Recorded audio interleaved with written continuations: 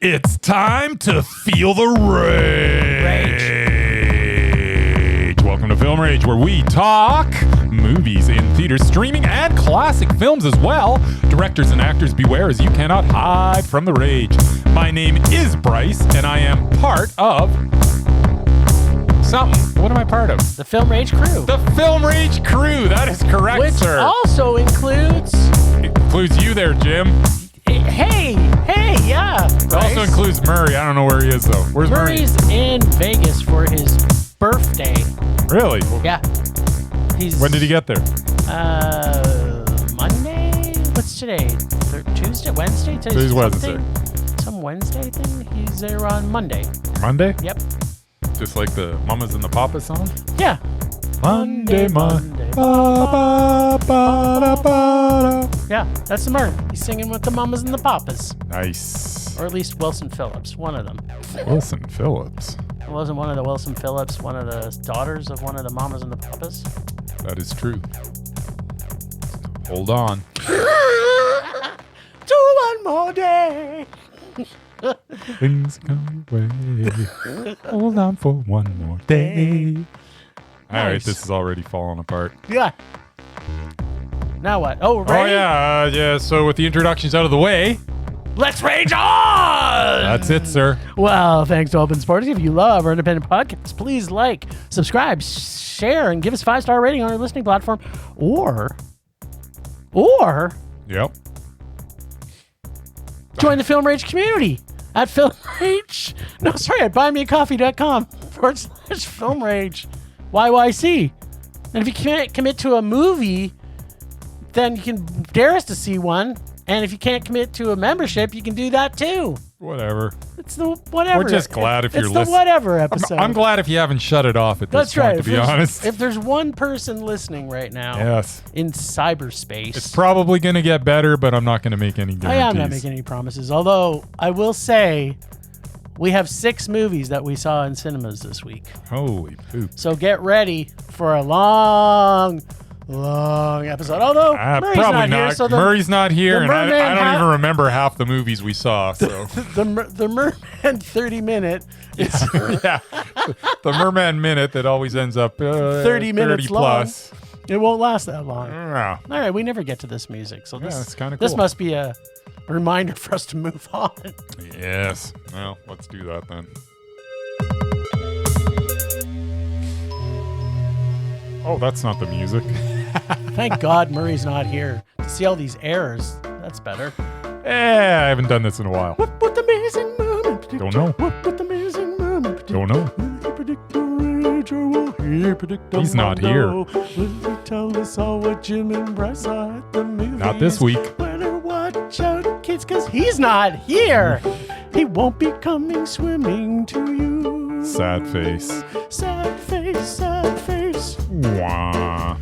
Sad face, sad face. Wah, wah. Sad face because we miss a little merman. All right, well, if Merman's not predicting, I guess maybe we should do some predicting. Okay. Well, that's a good idea. All right. So we haven't really talked much about no, any we of haven't these, any of these. So except for one. So one will not be a surprise. No, but it wouldn't have been a surprise anyways. Yeah, it's maybe. Wow, you're stupid, but you're not that stupid. Okay, so Death of a Unicorn. Oh, that was entertaining. It was. I'm gonna say you gave it a meh. All right, I am going to say that you also gave it a meh. I think we'll both have very nice things to say about the movie, and at the end we'll go, it was meh. Okay. Woman in the Yard. I'm going to say this made you rage. I'm going to say that this... I don't think you hated it as much as me. I mean, I was sitting beside you, and I was really hating this movie. I think you found some stuff in it, but I still think at the end of the day, you know this was a crap movie, and it's a rage. All right. Okay. Bob Trevino Likes It. Yeah, this is a no-brainer. This is a I am 100% guarantee you're giving this a Mondo. And I already know it's like your favorite movie of the year. Spoiler alert, Mondo.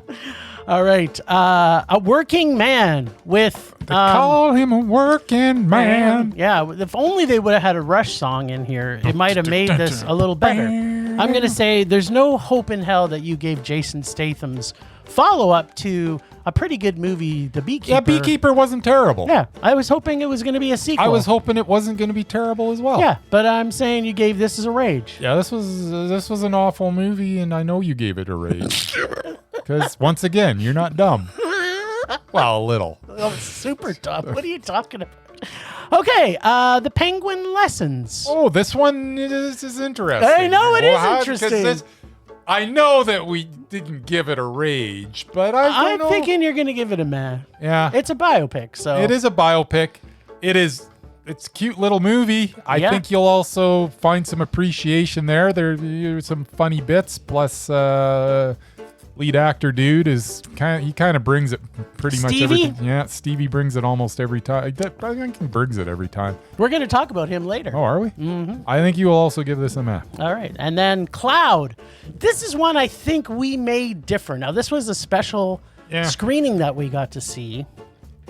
And I'm thinking, I'm going on a limb here. I think you're going to give this one a Mondo. Wow. I know. Now, I'm not saying what it deserves because you're going to find that out later, but I'm thinking you're going to give this one a Mondo because of the director. I think that you are going to give this a meh. All right. So all in all, it sounds like we had an okay week at the movies. Let's find out if we actually did. It's kind of a mixed bag of tricks. Yes. All right. Death of a Unicorn. Now, we've been holding this one in our back pocket for a while. Yeah, we saw it like 6 weeks ago. 7 years ago. 7 years ago? Was it that long? 7 years ago. I don't think it was that long ago. It felt like 7 years ago. I saw it a long I almost time had to go see it again because I was we thinking saw it about so long ago. It came as like a special Monday edition some weird surprise thing. thing. And we were like, let's go. Why not? Yeah. Well, heck, why not? So, everyone knows this. There's rules to films. Universal rules. Like... Oh, I missed my cue, by the way. Oh, there's a cue? Yeah. Oh, you should be playing different music? I should be. Well, you know what? Just do like what are they called? The mix masters do. And No. I do it hard and fast. It's just... Oh, okay. There we go. So, anyway, where was it? Oh, yeah, rules. There are rules in film. Yes. Universal rules. Like traditional rom-coms have a set structure. Mm-hmm. That all French movies have nudity. And if a German film has a German sex party in it, which they mostly do, it's a party worth going to. Okay, so True that. I may have been proven wrong that maybe, I'm saying a very rare maybe, that French films don't have nudity. They don't always have nudity. Pretty much everyone has nudity. A good chunk of them, but I proved you wrong last year. You did prove me wrong, which we almost got nudity because there was dudes in underwear, but it wasn't like, I was disappointed because I'm like, the French, you can usually rely on their nudity. And what I say to that is, Vive la France! And the other rule, and you can check this or you can wreck this, is that unicorn films are guaranteed to deliver movie magic. And this film is no different. It's got lots of tropes we have seen a million times before. Monster movie tropes, dad and daughters that are estranged, and they have to bond over it, a dead mom, blah, blah, blah, blah, trope. But unlike with all the tropes, we got pretty okay CGI unicorns murdering people. And as one of the characters who happens to admit that she is a size queen says, with their girthsome horn. Yes. The humor in this was over the top and tongue-in-cheek, and it was just painting fun at the evils of pharmaceutical businesses and rich people. The cast in this was incredible, especially Shep, Mom, and Dad, and then, of course, Grift, the butler. Oh, he's so good. Oh my God, Grift is so good. Yeah. Now, Jenna Ortega and Paul Rudd were, they're just them, which they basically are just like they are usually in most of their films. They're okay. They were fine. There's not They didn't take away from. They didn't take away from the movie, but you could have. They didn't make it better though. They did not make it better, and I think we're both okay with Paul Rudd. Like we don't despise him. Jenna Ortega, I think we're a little bit hot and cold on her sometimes. I think she's a little one note sometimes, but they were okay in this. Like fine. like you said, they didn't take away from the movie. No. They didn't add anything. They didn't take it away. They just net zero. They were just there. For the most part, this is like any other monster movie, but we get magical unicorns, which is what we might expect. But this was it was a fun ride with unicorns magically bringing people back from the dead, killing people, and curing people of cancer. There is nothing that unicorns cannot do. That's the biggest one. Yeah, of all the stuff you can cure. Cancer, I don't know. They brought people back one. from the dead, so I think that's better than curing cancer. Is it? No, I think so. Because if you got cancer, you can still live, but if you're dead, you're dead. Did they bring people back from the dead? Yeah, they brought Paul Rudd back from the dead. And they brought everybody back. I don't think he was actually. They were dead. bringing a lot of people back. He wasn't dead. He was just like almost dead. So, yes, like the rules of film, Death of a Unicorn was Mondo. No, I'm kidding. It was meh. Just like nudity in French films, sometimes the rules of the film aren't a rule, but more of a guideline. But the rule is it does follow the monster movie plot. So think Jaws, but with a unicorn, or maybe like Jurassic Park, but with a unicorn, or maybe Godzilla, but with unicorns. So unfortunately, sorry, magical CGI unicorns, you were not as good as you could have been. You were a meh. And I got a few unpackings, but what do you got to say about? Yeah, I mean, the best part of this was the family. They made this whole thing worth watching. Will Poulter was awesome. Taya Leone was awesome. And Richard E. Grant is always awesome. I mean, he's always so good in every role. And he kind of plays the same guy a lot. He does. But he's very good at it. And he'll never let you down.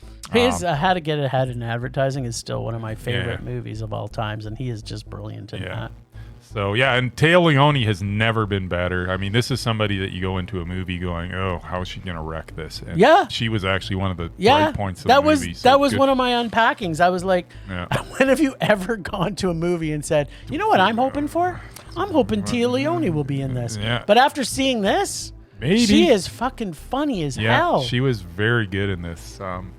It was a fun romp. It really was. But there were some points where I'm like, and Paul Rudd and I think Jenna Ortega maybe did actually. I'm gonna go back and say maybe not net zero, maybe net minus a little bit. But I don't know. They're just like, to your point though. They're kind of just in it. The story is really wrapped around the family that they go there for. Yeah, and that's in there. They're just kind of placeholders. They're not really. Even though if you're gonna say who starred in this, they're gonna say, oh, Paul Rudd and Jenna Ortega. But no, that's really not the case. No, is it? The stars of this were Poulter, Leone, and Grant, and Griff. The butler was. Griff was so good. I don't know if you've ever seen the TV series Barry, but he's in it, and he's unbelievably funny in it too. It's Anthony Carrigan's the dude's name, and I need to see him in more stuff because he just makes me happy. Yeah. But the movie was a lot of fun. But it wasn't, by no stretch of the imagination was it a perfect film. And I was okay with the CGI at the beginning, but it got a little I think it got a little tiresome at the end. And I will say I hated the ending. Like, I really hated the ending. Does it need to be like a super happy ending every time? This was Death of a Unicorn with such dark humor. Yeah. And just dark. And we get this. It was kind of, I don't know. I didn't hate it as much because they ended up killing the cops. So it's kind of, it was still dark. I guess, but just the fact that he comes back to life and it just like. Yeah, that part didn't need to happen. It was just silly. So. But I mean, that's the thing. It's a fucking magical unicorn. Well. How else can they prove their magic but bringing someone back from the dead? Like, basically, unicorns are Jesus. Yeah. But it was a lot of fun. It was meh. I enjoyed it, but, it was good. Yeah, it was a CGI fest. CGI fest? All right, so I think you got a button to press if you know where to press it. Let's see if Bryce knows how to press buttons here. Without the Merman, we're kind of lost. It's like we have like 10 buttons, and then, There's so many buttons. Okay, you look for buttons. I'm going to see if I can find our crackling. I don't know. Yeah, for some reason we're getting a little bit of buzz, aren't we?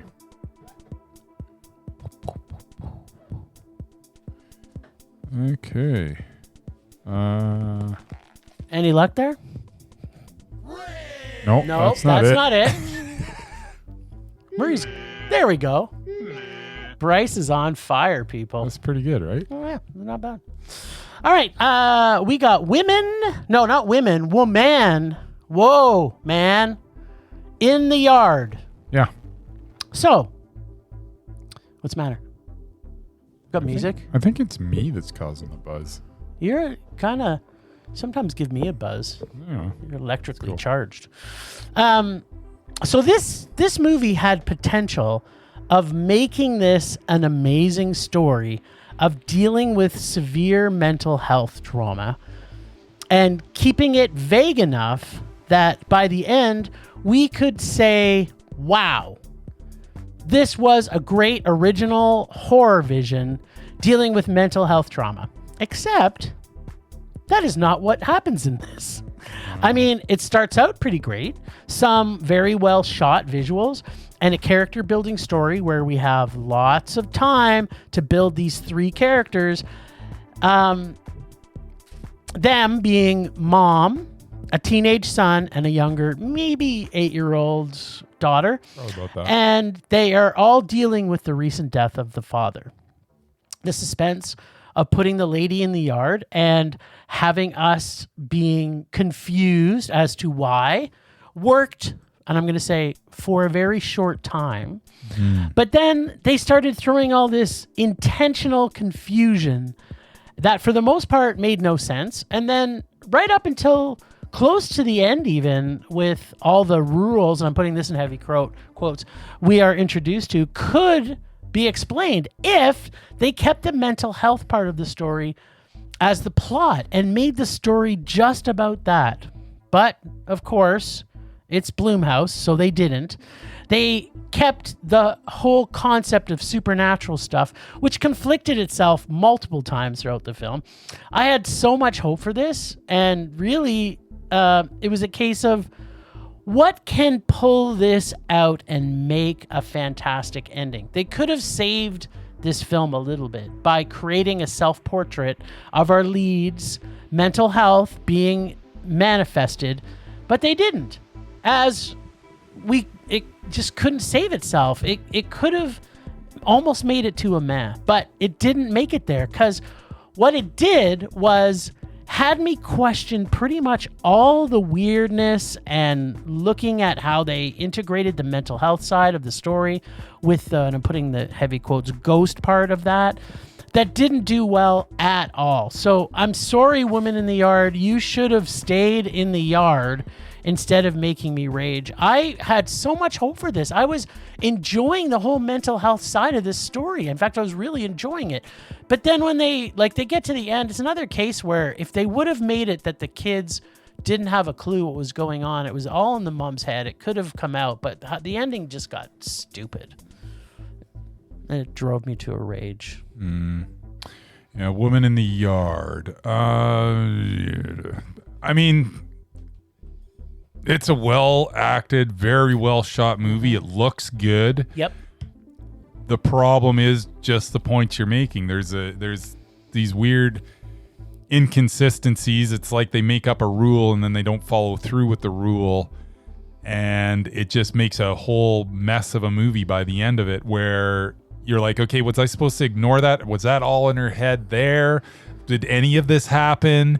It's very confusing by the end, because if it's to make any sense at all, you have to basically put there that none of this actually happened. Yeah. And they don't set it up that way, though. No. And they don't go there. So it's a very, very... It's a shame is what it is, because there's some good stuff in this, but it's so frustrating that at the end of it, you're just like, why? Yeah. Just why? Yeah, there's been some really good movies, let's just say in the history of horror films, where you kind of don't know what's happening. And that's cool. Yeah, if they do it well. And they also have it that, it's kind of answered at the ending. It's not like an M. Shyamalan type ending. It's kind of the opposite of that. It's like you kind of know and see what's happening, but then by the time you get to the end, you're like, okay, this could be saved. Like if they would have done things. I don't want to spoil it, because some people might like this movie. I guess. Well, and there's even it's a weird movie where they establish that they need to be in the dark. And then the kid turns on a flashlight. Yeah. And this entity ends up there because now it's in the light. Yeah. And nobody's saying, turn off the flashlight. Yeah. Like, just say, hey, kid, turn off the flashlight. Yeah. And then they kind of go, but then they go in different directions in there. And it's just like they've lost all the, it was just like, what, now the people are missing? And like, it was like now we went out of the mom's head and into the girl's head, and it was just like it lost a lot of focus, and it lost a lot of credibility as the film went on. It was a rage. It literally by the end made me angry because of the potential that was there, and they just wasted it. Complete wasted potential. Yeah, agreed. What was that one? Remember the film with one of Murray's favorite actresses? That was she ran those old folks' homes. Remember I Care a Lot. Oh yeah. Remember? It's kind of similar thing to that, where, and it's not really because of mental health stuff was in there, but it was like it was going in a certain direction, and then the ending was just in like, that it was looking like it was going to be. It was going to be. It was going to be good, and then the ending comes, and she turns into a superwoman, and it's just like why? It was just like, what is like you were making a good movie, and then all of a sudden, wah, wah. All right, so Bryce has already spoiled this for everybody, but this movie is my favorite film of this year, and in fact, I've seen this twice now in cinema, because I went and saw it with Bryce. I'm not going to say when, but then I went back the next night and watched it with my wife. So there you go. This movie, I think, this is definitely making my top 10, and I will own this movie. I'm going to say right off the bat that this is a movie that I will go back to again and again and again and again and watch it. And I don't watch movies again and again other than Dawn of the Dead and maybe a couple other zombie movies. But this is one I definitely will watch. When I'm not feeling good about my mental health, or I'm feeling low, or this is a movie I'm going to go to. Going to get your French steward on. Going to get my French steward on. What's the movie called, Jim? It's called Bob Trevino Likes It. This film is one that does something that is very rare. It balances comedy with dread and friendship and healing and unconditional love, and makes one of the greatest heartwarming films I've seen since My Favorite Cake from last year. I absolutely, when I say I loved and adored this film, I am not kidding. When I wasn't laughing myself into tears, I was crying myself into tears from sadness, and then also from warmth and what true friendship can look like. We had a very lonely and broken young woman who has a dad that is probably the most narcissistic and horrible father that has ever been portrayed in a film. And so she goes online, and after her father disowns her, tries to find a replacement on Facebook with the same name, who ends up being the greatest thing that could happen to her in her whole life. And in a very short time, these two lost souls become each other's chosen family. That brings healing and strength to one another in a way that makes them grow self-esteem and changes them in ways they probably never thought were possible until they met each other. Everyone, and I mean everyone in this film, was incredible. The film, I can see being one of those films that everybody should see this film. That's all I'm going to say. Everybody should see this film. I loved it. Again, I think it's the best film of this year. It might make my number one unless something can beat this out. I just loved it. I have a bit of unpacking, but what did you think? Pretty much ditto. This was such an enjoyable film, and it takes you on a roller coaster ride. You will laugh. You will cry. You'll just, and there's so much positivity that comes out of this film too. And it is one of those movies that if you're feeling down, this movie will lift you up. Yeah. It will absolutely lift you up, and not like a, corny rom-com way, a real down to earth way that's actually changing has your substance. soul, changing your soul. It will, and it's there's just so much good in this movie, and so much. It just puts joy in your heart, like it really does. And French Stewart has never been better. And he wasn't even the best thing in this movie. Yeah. But the fact that I hate French Stewart. I know you do. And he is so good in this. He's so good. My goodness, he plays the sleaziest deadbeat dad. Most horrible. He's just an awful, awful person, and he just nails it. I don't think anybody could have done it better. French Stewart, man, I didn't think you had it in you.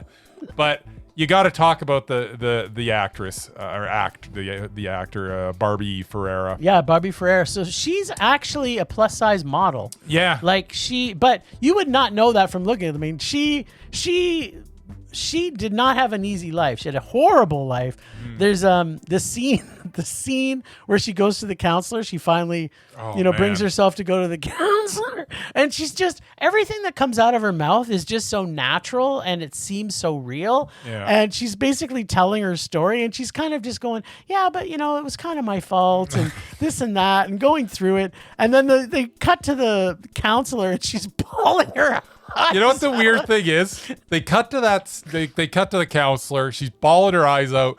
Me and you just let out like the loudest laugh because it was so funny. It was so funny. And nobody else in the theater was laughing. I felt like standing up and going, "What is wrong with you? This is hilarious." There is a lot of funny in this, and just but the funny thing about it, and even with John Leguizamo's dad jokes, by watching it a second time, I highly suggest you should, if we didn't have 6 movies to see next week, I would say see this again in theaters, because every single thing that happens in this, it's one of those things that this director, and we'll talk about her in a second, but the director does things where they put little tiny things in the movie, and every single one of those things comes back later in the film. Yeah. There's not one thing that a seed is planted that it doesn't come back. So you see the counselor, and then you get to see the counselor again.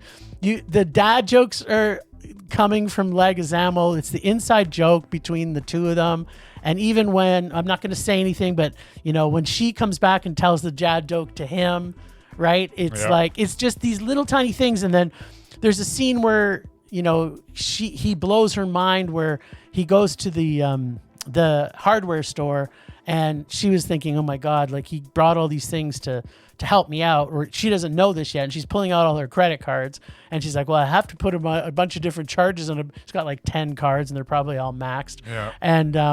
And then she says, well, your dad already paid for it. And just the look on her face, just little things like that. Yeah. But during the checkout there's a scene where he's saying, do you have one of those flashlights that you wind up? He didn't want to have her have to pay for batteries because he knew that she didn't have money. Yeah. And so 5 scenes later, she's in the basement. And she's got her wind up. She's got the wind up flashlight. It's like little things like that just makes this such an incredible story. And the director, if you can believe it, she hasn't done, I think this might be her first film. By the way, little shout out real quick to Lauren Lolo Spencer as Daphne. Oh yeah. So I've never seen her in anything before. Never either. And she is also amazing. Like everybody was just amazing in this movie. Short. By the way, it's Mondo. Oh yeah. I never you said did get to ditto. that. You said ditto. I did say ditto. So yes. Yeah, this is her first feature, it looks like. Yeah. There's mixed signals. Oh, no, it's a short too. There you go. Yep. Also for her first feature to put something out, and she wrote it too. So yeah.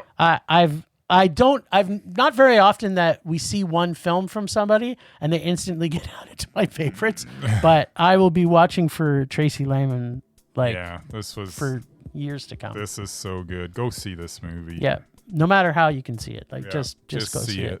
Yeah. You got a button there? I do. That's it. Mondo.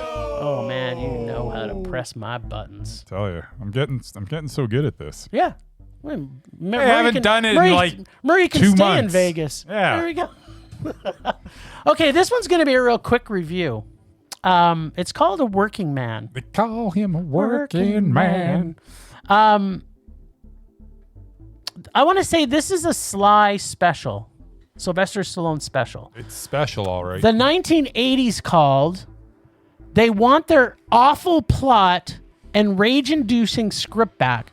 This movie was horrible. And when I say horrible, as much as when Bryce goes to see a movie where he's squirming, this made me squirm from like the first 5 minutes. I was squirming in my chair, getting angry at the screen. I have never seen a film as bad as this. And I like Jason Statham. Like, I like him. He's one of those people that in the movie, it's kind of like, if Jason Statham's in it, I'm at least going to watch it. Yeah. I have nothing else that I want to say about this except this was a rage. I don't want to give this any of my valuable words other than the word rage. I fucking hated this film. It's horrible. This is the worst script that's ever been written, and it's got Sly Stallone 1980s written all over it. It does. It's by the way, Sly wrote it. He should have directed it too. That would have been really good. No. So the movie starts, and honestly, I mean, it's very formulaic, and it starts, and the dialogue is so awful that initially I was having a good time.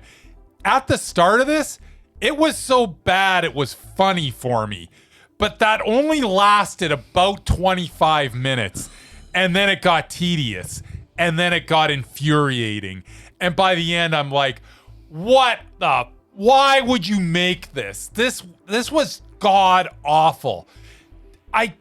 Jason Statham, please, next time Sly Stallone picks up the phone and says, "Do you want to be in my movie?" Just say no. You're better than this. Yeah. You are absolutely better than this. You can be big time action star. I like some of your action movies. Yeah. Just stop doing stuff like this and stay away from Sly Stallone. Yeah. The guy is just everything he's done with Sly has been horrible. Yeah. Right? He did all those Expendables and garbage. Go back and hang out with Guy Ritchie. No kidding. Like, at least there's hope there. Yes. Yeah. So, this was a huge rage, and there's no need to talk about it because it's just horrible. It's just garbage. It's absolute garbage. This is like something you'd see no on fun on Tubi. any level. Like, I can't imagine anybody going to this and getting their action on even. It's just like, it's so bad. Can we say how much we love Michael Pena?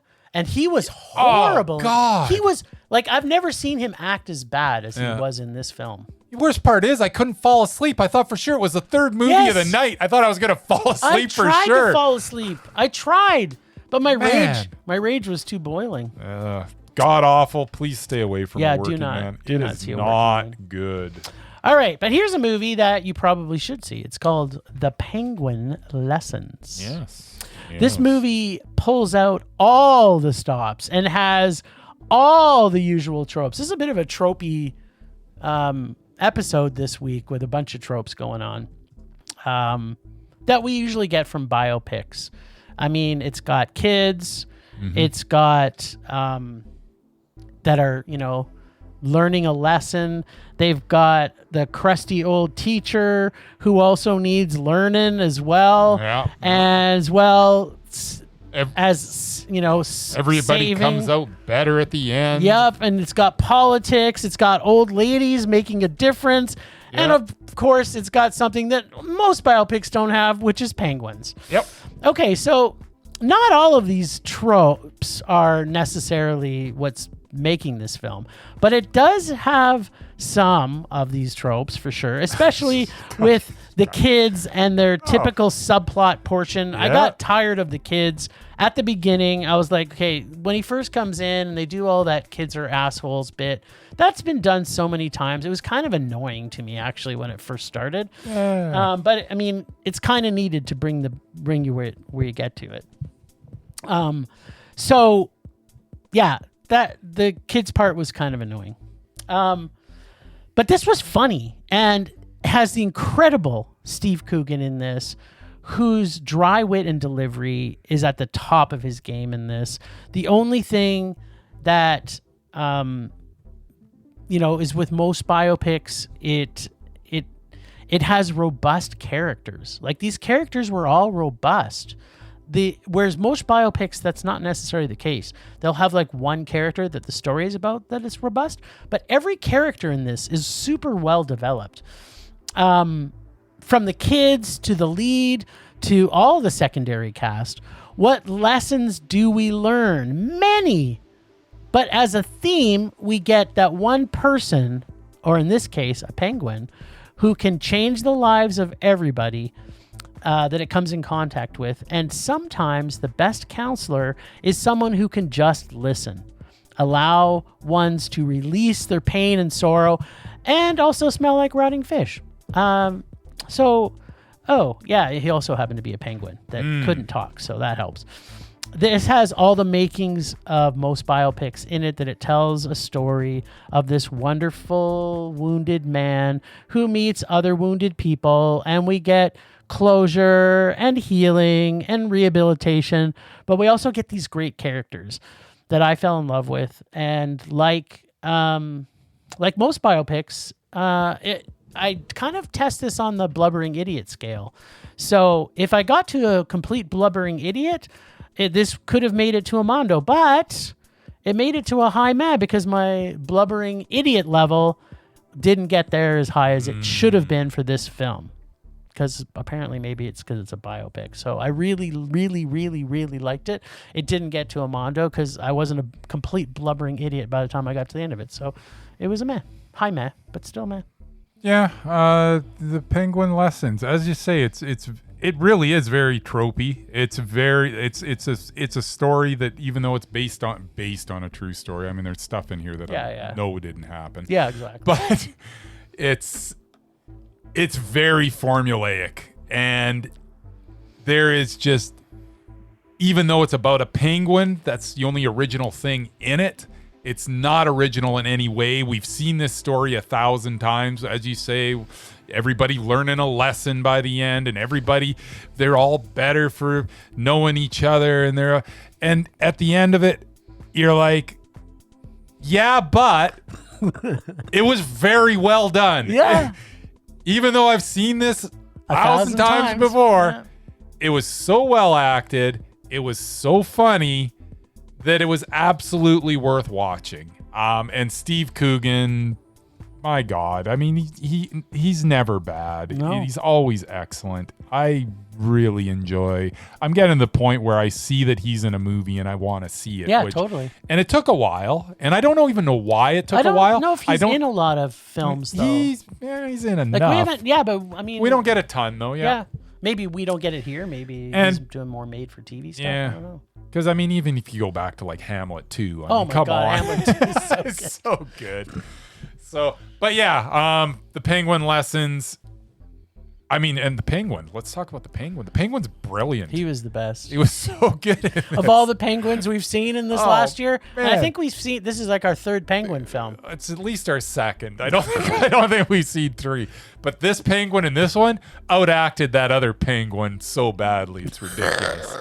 Having said that, the other Penguin movies It was pretty good too. It was pretty good. I have it wasn't seen that as, now. Too. Yeah, it wasn't as good as this one. Yeah, But yeah. they were both meh. Apparently, if it's a Penguin movie, it's gonna be a meh. Yeah, it's gonna be a meh. At least meh. No, at least meh. Yeah, but yeah, this was meh. It was a very enjoyable meh. I also, I got a lump in my throat, but there were no tears coming out by the end. So babbling idiot. Yeah. So, but so good, and oh my goodness gracious, the mother. The mother. Yeah. Oh, Maria. Maria is the best. I mean, how do you not love this lady? Oh dear Lord. Well, you're gonna hear more about that. Yeah. Coming up. So be aware. All right. Yep. So yeah, meh. Really, really enjoyed it. Nice. Awesome.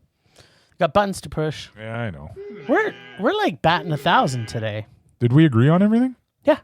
Yeah. Yeah. That's disappointing. Both of us meh. Both of us rage. Hold on. Both of us mondo.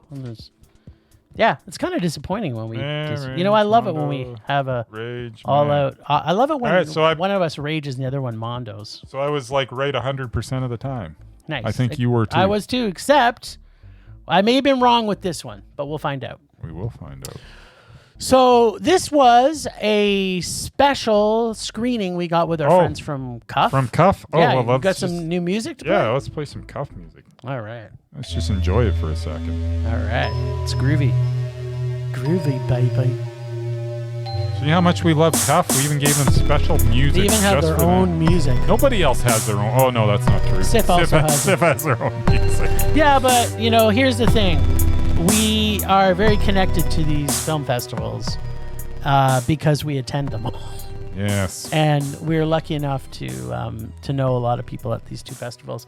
So check out calgaryundergroundfilm.org. Their festival is coming up April 17th to the 27th. Mm-hmm. They have a documentary festival this year, which will be November 19th to the 23rd. So go check out their website because you can see a lot of the amazing films they're going to be showing here in April, later in April. But we got to see the movie Cloud. So Cloud is a story of a counterfeit reseller who recently quit his tedious factory job, decides to make a go at full-time reselling. Yes. And maybe fake merchandise, but sometimes it was sometimes real. it was. Sometimes it wasn't. Yeah. Into the Cloud.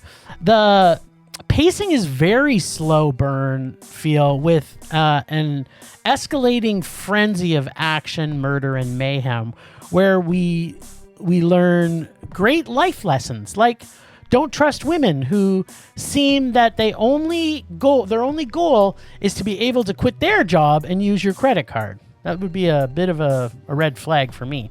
Also, and probably the best lesson, is that you can never, and I say never, put a price of the value of a good assistant. Like one that will, after you fire him, and he's still got your back. He's still got your back, and he will come back and help you. You just have to ask. Oh, also, that he will kill everybody to keep his job and help you make money.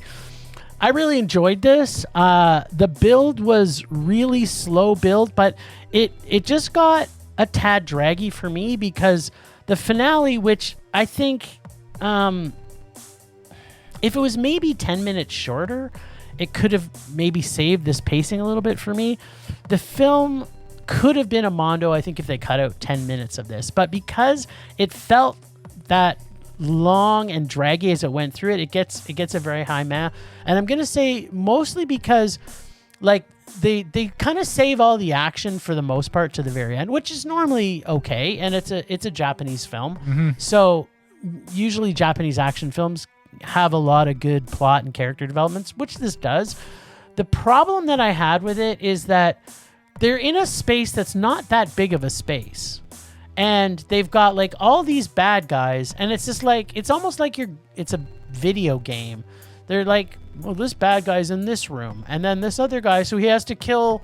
They have to kill the person in this room to move to the next room, but they're really in the same room. So I'm like, where are all these guys when all the gunfire's going off? Like, it was kind of irritating me as the movie was coming to the end. I was just like, all right, come on. Like, you kill one person, and then five minutes later, you go, oh, look, there's another person. Where were they hiding when the gunfight was going on?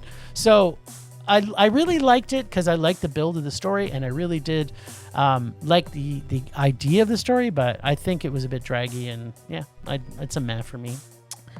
Yeah, Cloud. Yeah, Cloud. Not It Cloud. is. It was Cloud. It is a slow burn of a movie. There's no question. And which you usually love. And as I'm watching it, I was really, really enjoying it. Yes. Okay. Good. Like now, me. But as we got into like the 90-minute mark, and then finally stuff started happening, and then I actually wasn't as enthralled with the action sequences. No. A lot of it was okay. I like the very end of the movie. Yes, it was great. Which was great. But it really, to your point, I think it needed to be about 20 minutes less. It didn't need to be as long as it was. For the story it was telling, yeah. I don't know why we needed 2 hours and 3 minutes or whatever it was. It was over 2 hours long. But it did not need to be Didn't all the that long. killings were just like that took up so much time. Yeah. They could have done that in like 5 minutes, killed everybody. Yeah, well, and they kind of, I mean, the action's pretty concentrated. It's just bang, bang, bang, bang, bang. But yeah, they did drag that out a little bit longer than it needed to be. They also needed to, in the middle, they even need to cut out about 15 minutes. There was a lot of, like, I like a slow burn, but this was almost too slow at points where it's like, I don't think I need this scene. Yeah, the pacing kind of slipped a little bit. There's a few scenes where I'm like, I don't think I need this, and it's just making this a little tedious at this point. And then it completely redeems itself at the end, which made it Mondo. I was right. But then it wasn't Mondo, because you look at the whole shebang, and it's a high meh. Yeah. And it's a cool story, and it takes me into a world that I really don't know much about, because I would never buy any crap like that online. I mean, you buy your fair share of stuff online. Yeah, but I'm sure there's lots of people that just buy a whole schwack of stuff. They see it where they can get a good price on it, and then just flip it and see what they can do. I mean, people do it with houses, for Christ's sake. Yeah. But it was really good. I liked it a lot, but it was a man. Well, you got buttons to press. Yeah. So I was 100%. You weren't. I wasn't 100, only because I thought it was boring enough at times that you would like it. Yeah, that's usually my kind of thing, isn't it? Yeah, usually. I do like really boring movies. Yeah, super boring. They're kind of awesome. And there was a lot of walking in this. There was a fair amount of walking. Do we have a Merman Minute, by the way? No, we do not. We don't have a Merman Minute even? He didn't even send you something? No, he's too busy doing what? Hookers and blow in Vegas. Oh, for his birthday. Set aside some time for a Merman Minute. Well, when has he ever done a minute? That's true. Merman, Power. 27 minutes. Well, anyways, so I guess we're moving on to... Temperature rising. Vision blurring. Rage taking over.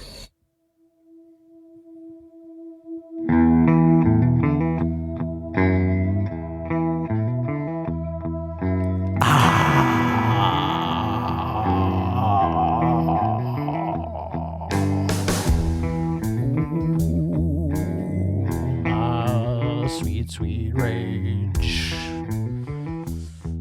What love you so? All right, so I want everybody to get out their phone, get out your computer, get out whatever you can have to go online and search this. Okay, so Bryce, you're standing there. You can look up something while I'm pulling this up. My computer's pretty slow. It's slow, but so are you. So it kind of matches your personality. That wasn't Okay, very now nice. everybody pull the poster up for the Penguin lessons. So go to IMDb, pull up the Penguin lessons. Uh-huh.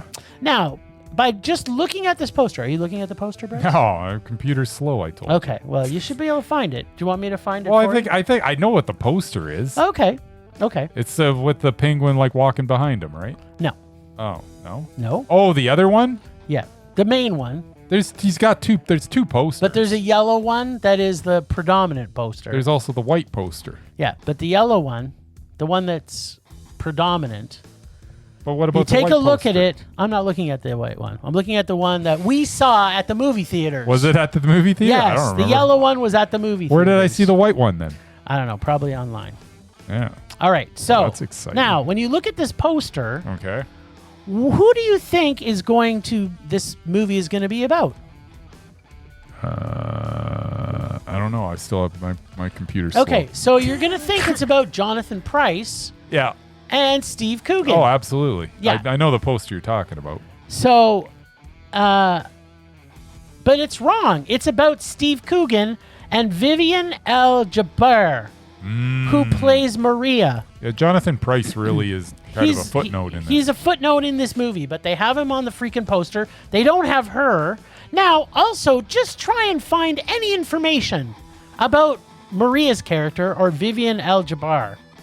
Spelled Vivian and then E-L space Jaber. Now, just try and find anything about her. Because guess what? You won't find anything. Oh. And she really is the co-star of this film, not Jonathan Pryce. That's my rage. This is another situation where this woman, who was, in my opinion, on equal footing with Steve in this, isn't on the poster.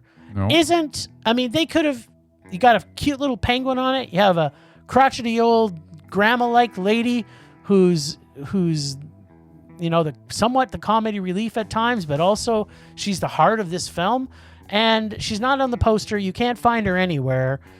It's just a travesty. That is a travesty. It is. That's my rage this week. That's a good rage. Is that Jonathan Pryce, as much as I love Jonathan Pryce, this movie isn't his movie. It's Stevie's and it's Vivian's. Like, get her on the fucking poster. And on your white poster, is she on that one too? No, it's just Steve Coogan and the penguin. Yeah. And That's it should be her. And it's just the penguin following Steve Coogan on like a white background. Yeah. That's all it is. You can find nothing about her. Like IMDb, whoever. Maybe she doesn't have IMDb or someone doesn't. But somebody should be promoting this woman because she's amazing. Going into this movie, I didn't see any of the posters or anything. And I didn't even know there was actually going to be a penguin in it, even though it's called the Penguin Lessons. You're right. Probably didn't. I was like, yeah, I wonder what this is going to be about. It's definitely not going to be about penguins because what the heck? We just saw a penguin We movie. just saw a penguin movie last year. They're not going to put another penguin movie out this quickly. That's right. But they did. Yeah. There you go. That's my rage. That's all I got. It's good raging. Yes.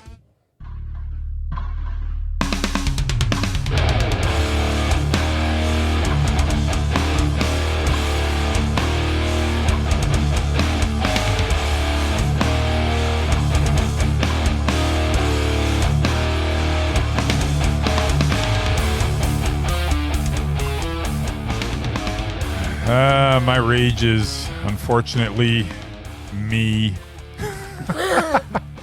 That's usual. I'm such a Usually dolt. it's me that's raging about you. I buy a pass for the Calgary Underground Film Festival, and Jim sends me repeated emails. Go, have you got your opening gala ticket yet? Have you got your opening gala ticket yet?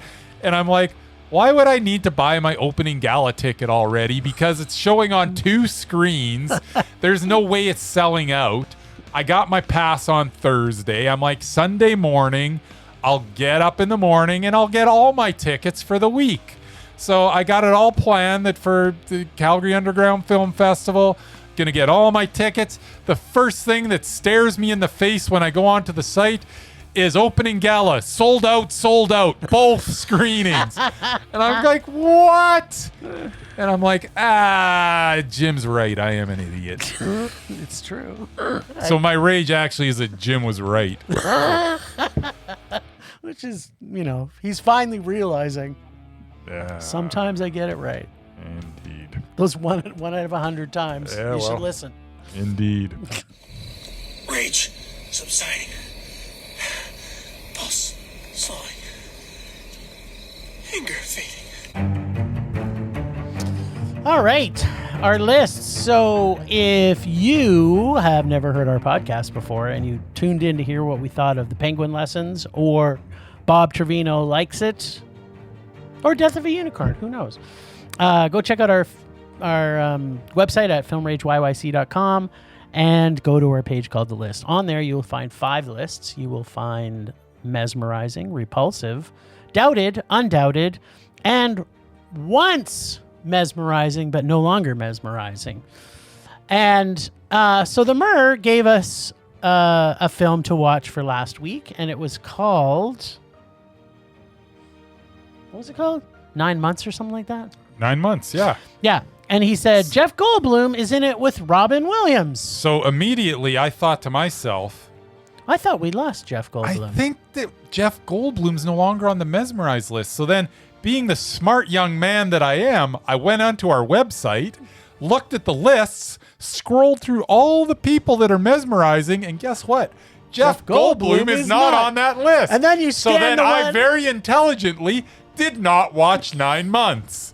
What about you, Jim? Did you do the same? No. And so what I did was I watched the movie, which stars Hugh Grant Yes.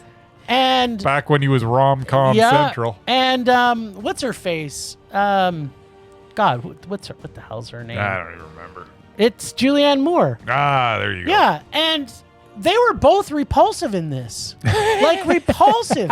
Like, you and I have talked about how much we love Hugh Grant now. And that we've talked about, maybe we should go back and look at some of his earlier films to see if he's truly mesmerizing. Because he's been mesmerizing for the last 10 years. Yeah. he By has far. been. He crushes everybody in his wake. Yep. Well, I can 100% tell you that even if Jeff Goldblum wasn't off our mesmerized list, he would be after this movie. And the same thing is with Robin Williams. He's horrible in this movie. And the two of them, the two leads, are also horrible. Like, I mean, outlandishly horrible. And I remember seeing this. It really is such a stellar cast. It is. And they're all horrible. They're just in a very, very bad movie, and they brought nothing to it. Like, I remember watching this. And this is you don't just remember trash. it as well Oh, as no, I don't, remember. because I've forgotten most of it. I But saw it when it came I remember out. I remember it was awful. That's all I need to It's painfully awful. Yes. So, needless to say, we don't have to worry about Jeff Goldblum anymore. But what I want to put forward Yes. is I want to put Steve Coogan on as mesmerizing. Can you see why he shouldn't be mesmerizing? No, I will honestly say that whether it's a drama or a comedy, or he is always the guy you're going to be watching when he's on screen. There's no question. Yeah. So, yeah, I agree. All right. Well, Put him on. He is on. And so, like, if we think of film that he's been in, he was in The Lost King. Mm-hmm. Just picking things recently, obviously. He's been in a lot of TV stuff. Mm-hmm. The Trip. Oh, The Trip, he's so good in. The Trip to Greece. The Trip to Greece, Greed. he's so good in. Professor and the Madmen. He's kind of just playing himself in The Trip. And Unfortunately, he's in Holmes and Watson, but we won't hold that against him. He had to get some money, I guess. Stan and Ollie. Yeah. He was in Irreplaceable You, Ideal Home. He plays a recurring character in Despicable Me franchise as well. Mm-hmm. Mm-hmm. Yeah, no, okay, I'm glad that you agreed. Yeah. Okay, so the one I also want to bring up, Eric Roberts, because we talked about For him what? last week for Doubted. Like Oh, for Eric.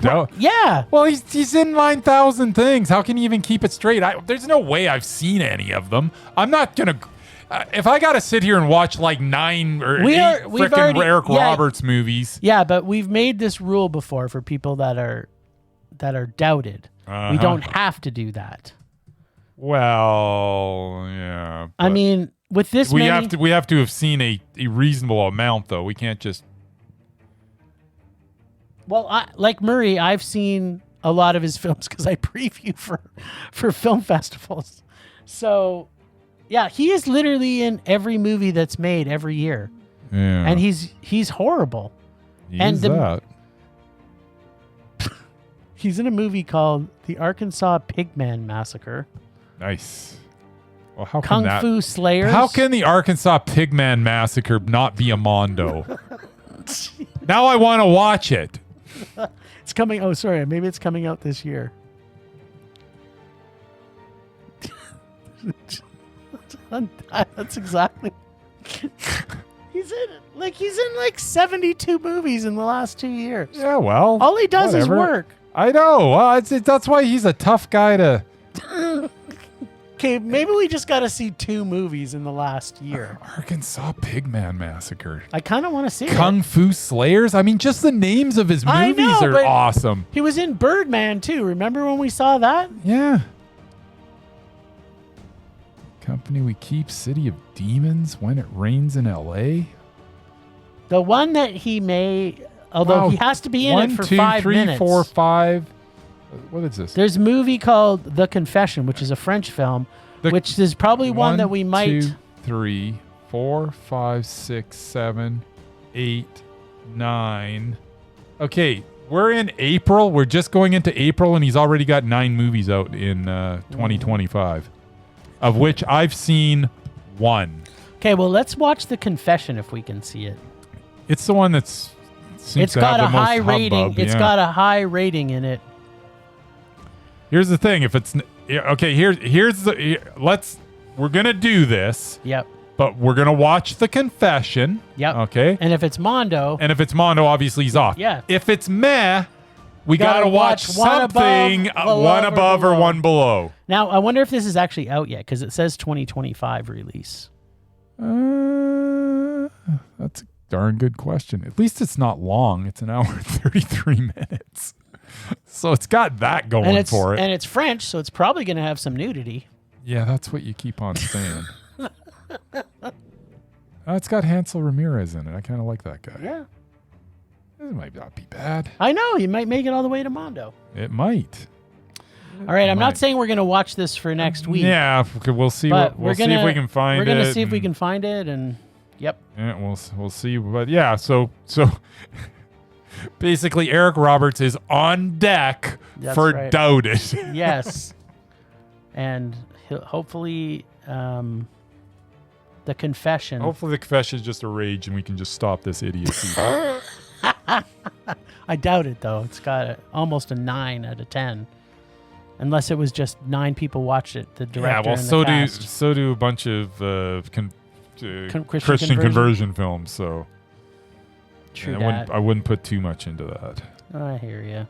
Plus, I'm sorry. I just got to see the Arkansas Pigman Massacre. This is... Yeah. I think this is going to be... The greatest movie ever It might made. be. You know what the tagline for it is? What? He will gut you like a pig.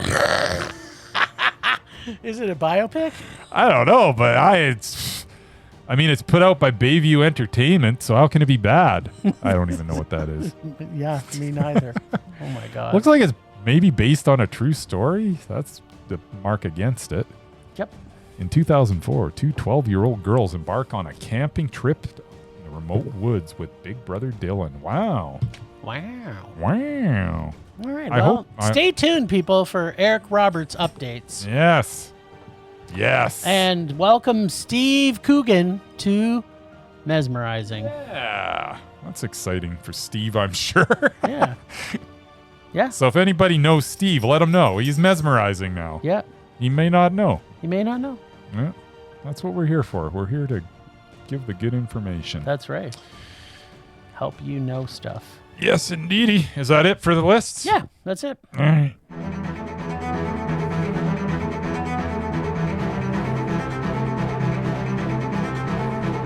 Last week on Rage or Dare, Bryce pulled from Jim's evil bag of Debra Messing films.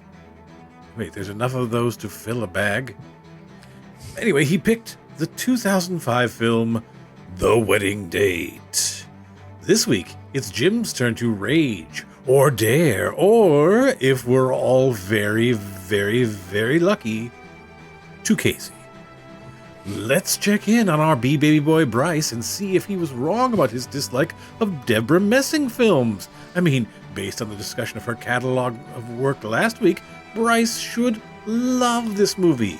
It has Dermot Mulroney and a pre-Talladega Nights, pre-Tenacious D pick of Destiny, pre-Enchanted Amy Adams. What? Dermot Mulroney.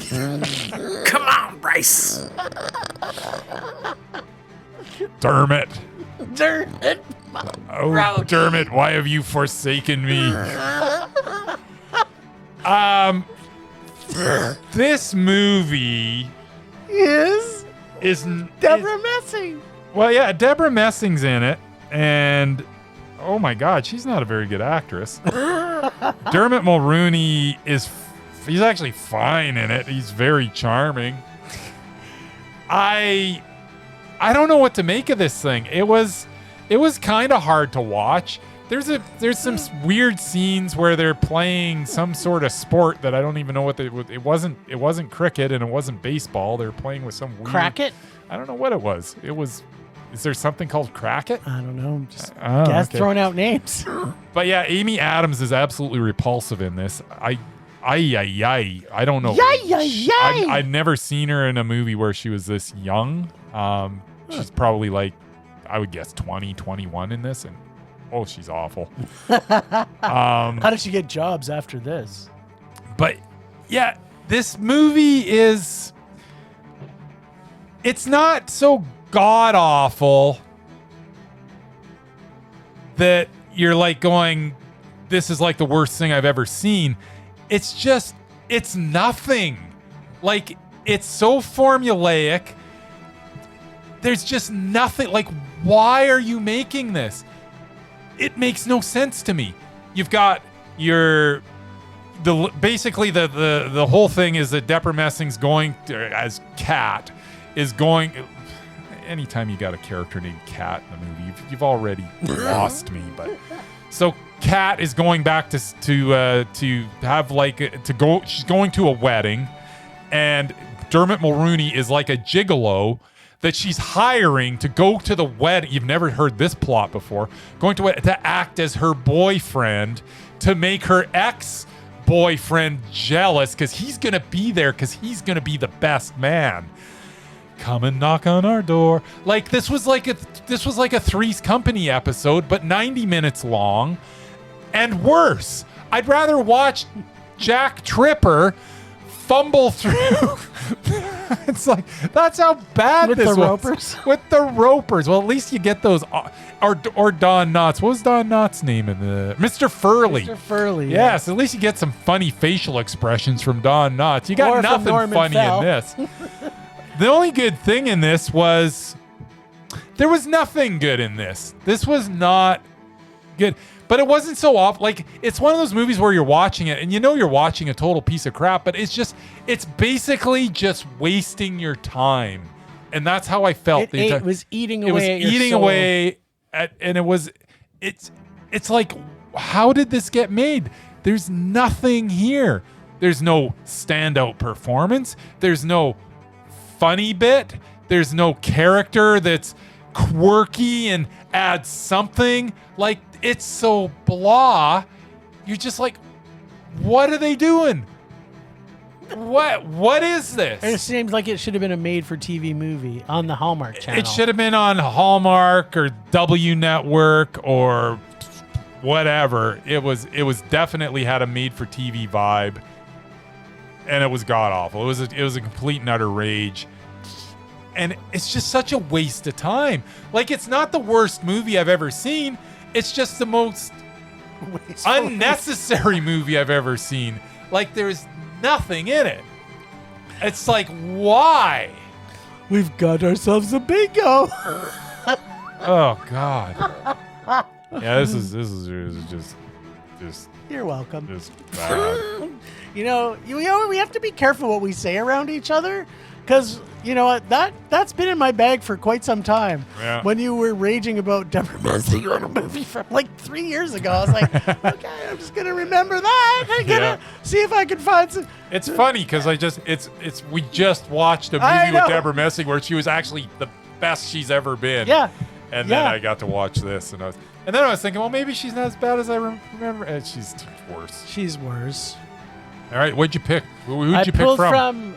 Casey's evil bag of You're remakes. a wuss. Yeah. You're a wuss. Well, I've You know what you're getting when you pick from my bag. Yeah, well, yes.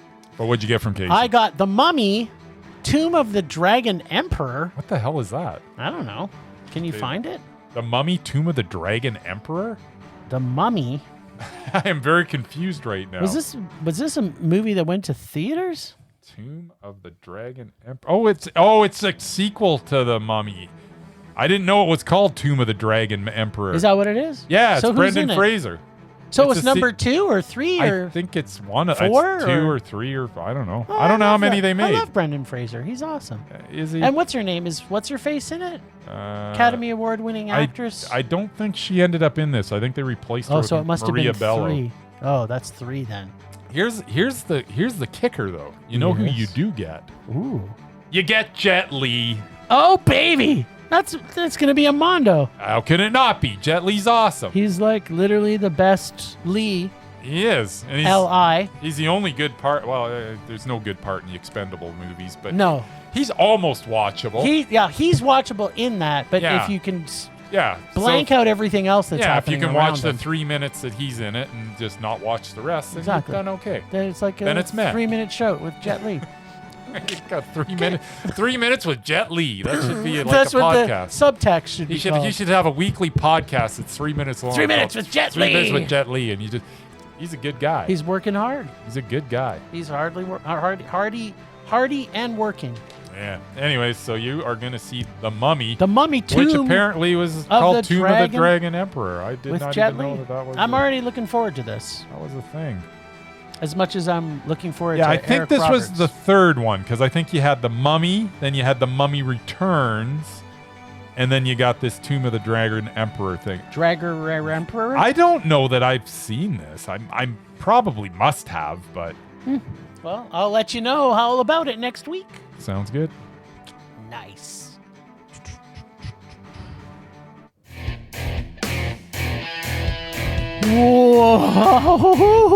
Whoa. Well, thanks, Ragers, for listening.